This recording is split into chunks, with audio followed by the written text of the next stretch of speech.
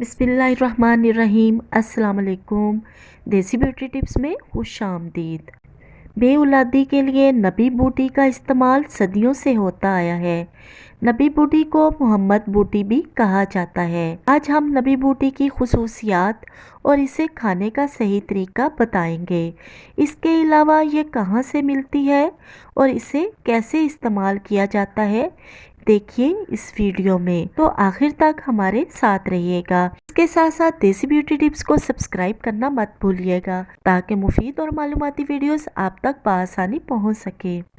नबी बूटी को मोहम्मद बूटी भी कहते हैं।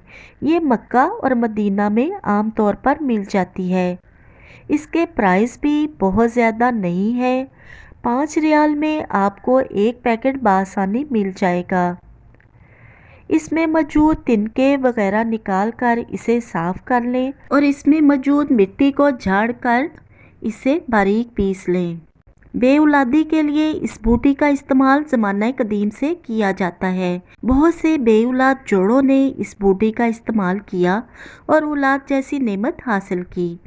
जो लोग बेटे की ख्वाहिश रखते हैं उन्हें भी नबी बूटी का इस्तेमाल ज़रूर करना चाहिए। बेऔलाद ख़वातीन के लिए इसका इस्तेमाल बहुत ज़्यादा फ़ायदेमंद है। इसको दूध या पानी के साथ खाएं।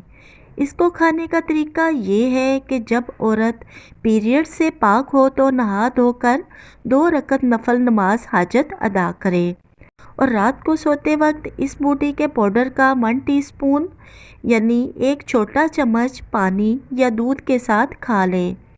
इसके बाद अपने शोहर के पास ज़रूर जाए। इस तरह लगातार 7 दिन ये अमल करें। 7 दिन बाद छोड़ दें।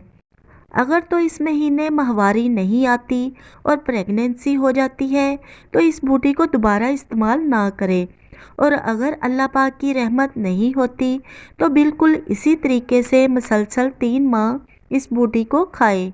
इंशाल्लाह अल्लाह पाक की रहमत हो जाएगी। बहुत से बेऔलाद जोड़ों को इस बूटी से शिफा मिली है, इसलिए इसे ज़रूर मंगवाएं और खाएं।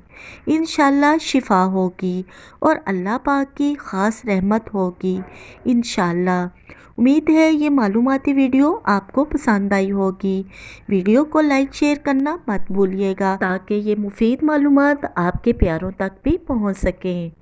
इंशाल्लाह एक नई वीडियो के साथ हाजिर होंगे। अल्लाह हाफिज़।